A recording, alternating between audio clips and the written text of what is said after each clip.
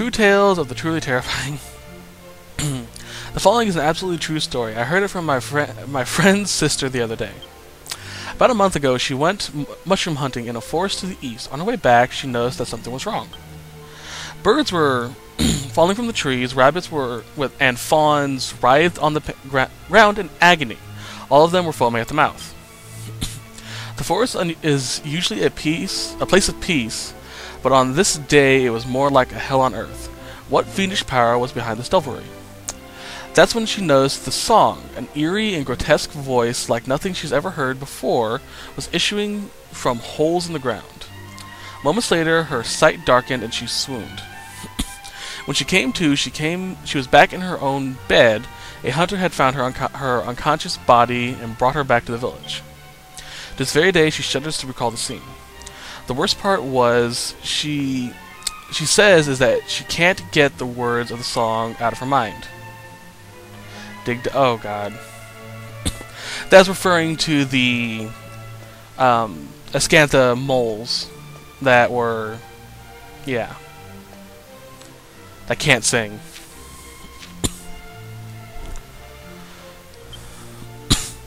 March 23rd, the prince was captured this morning. He had escaped from his room by fashioning a rope out of his curtains.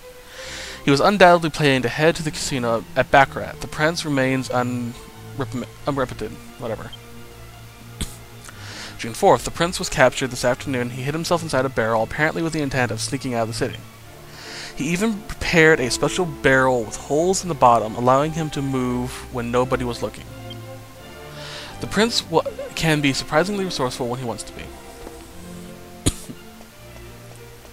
Alright, what's up here? There we go. Audio went out, so I'm going to increase the volume on my TV so I can hear it. Oh, we're back over here. Anyway, that's the castle. And the only rooms we didn't explore were the hidden treasure vault and the treasure vault with the mirror. So let's go talk to His Highness.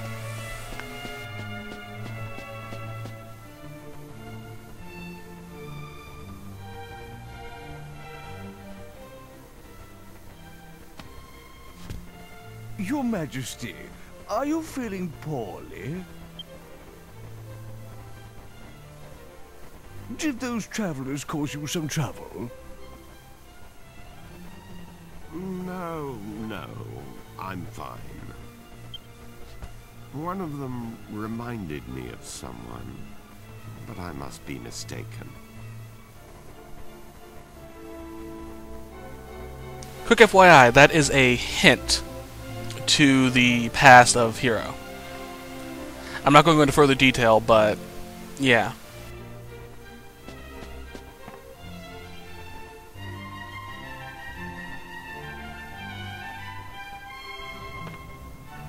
The magic mirror? But it's a precious royal heirloom. Why on earth do you require it? Explain yourself. I understand. However, as I have said, the magic mirror is a treasure of the royal family. I cannot simply give it to you. I knew it'd say no. C'est la vie, I suppose. It was a lot to ask. So now what? How are we going to avenge my brother's death without that mirror? If what you say is true, you must have survived a great many ordeals on your travels. That means your fighting skills must be on a par with those of my soldiers. But Your Majesty, you can't possibly plan to use those travelers instead of royal guardsmen. Well surmised, Chancellor. Listen to me carefully. I rule with a fair hand, but I cannot grant every request that is made of me. However, if the royal family owes someone a debt of gratitude, I consider it my duty to fulfill it. You need the magic mirror. Then accept my request. If you complete the task I set forth for you, You may have the mirror. Summon the prince! At once, Your Majesty. The request concerns my son, Prince Charmles. To become king of Argonia, one must undertake a special initiation ceremony. There is some risk to life and limb, and the prince is unwilling to do it. As a father, the thought of putting my own son in danger pains me. But he must pass the initiation if he is to succeed me to the throne. It is the tradition of our kingdom.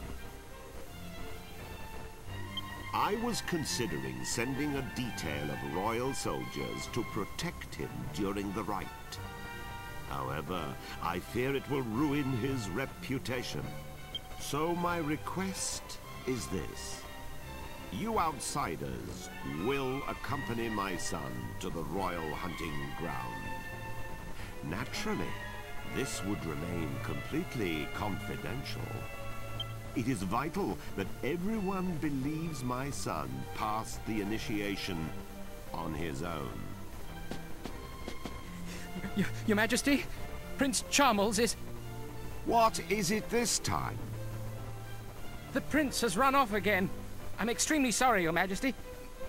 This is all my fault. I'll bring Prince Charmles to Your Majesty as soon as we can find him. As your humble and faithful servant, I beg... You incompetent fool! Please pardon my outburst. But we cannot continue this discussion without my son. I like King Clavis. He's actually really interesting. A really well-designed character, in my opinion, as well.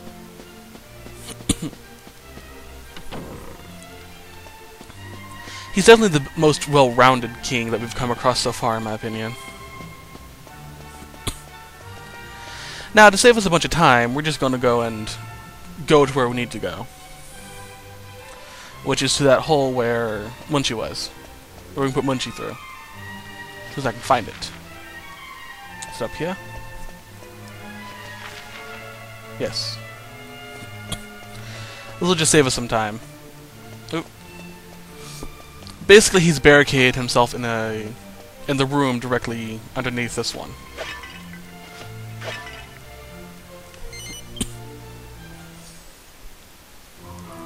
So we're gonna flush him out.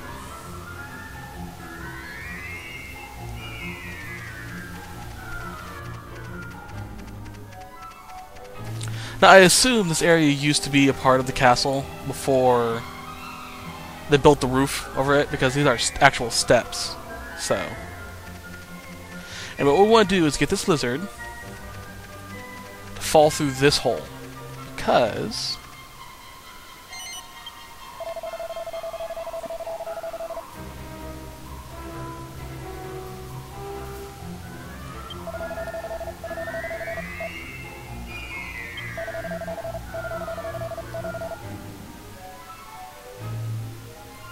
so he's terrified of lizards. So let's drop Gex here onto him. Okay, and let's try and line him up. Because you actually have to line him up and get him into the hole. Because he doesn't walk straight to it. See?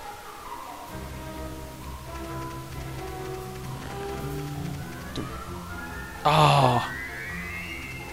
Just barely.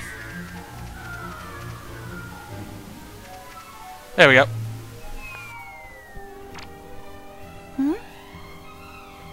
Is there something on my head? Ah! Ah! Ick! A lizard! What's it doing here? Get it out! Get it out!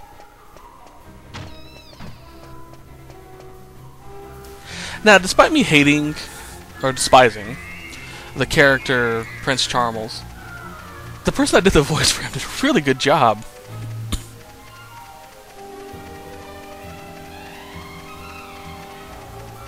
Alright then. Enough torturing the poor kid. Now this set's probably going to be a little bit longer than the other ones. That's because in between the last bit of this set and where I'm at now, I've actually slept, so I'm a little bit more revitalized, I guess is the answer. I guess the word I want to use. So this might be a pretty long set. Anyway, the prince is now in the royal throne room, so let's go and pester him a little bit more.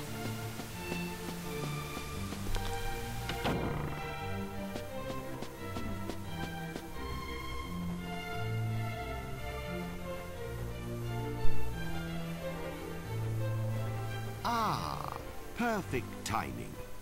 Allow me to introduce my son. This is Prince Charles, the future king of Argonia. What is all this, Father?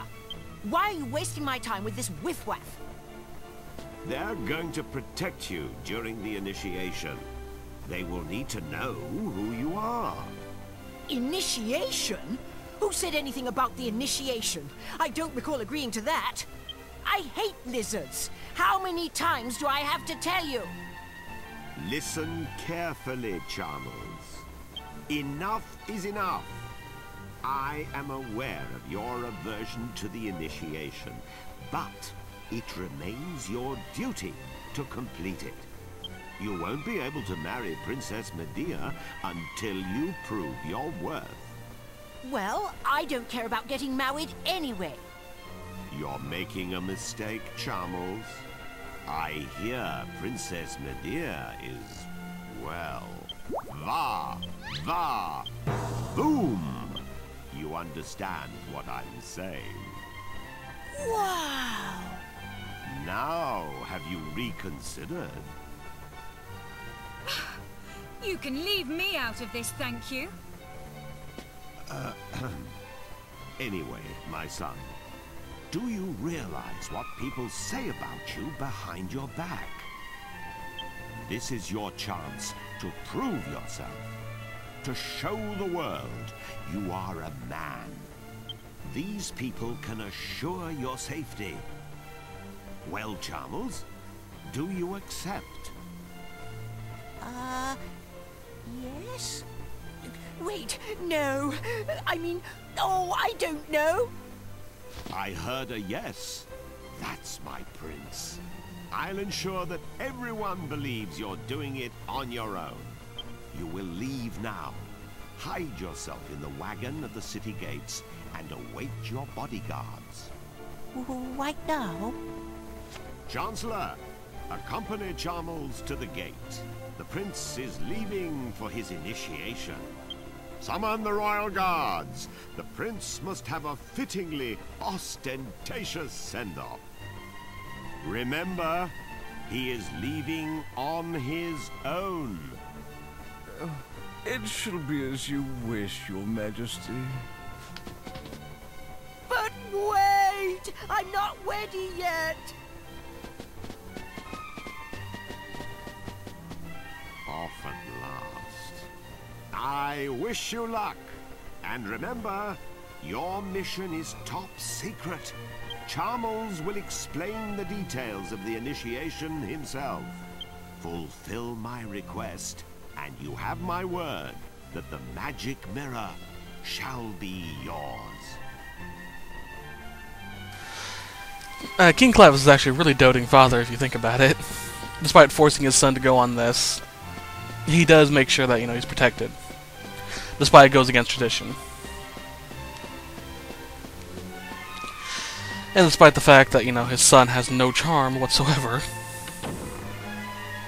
Just a spoiled, rotten little kid.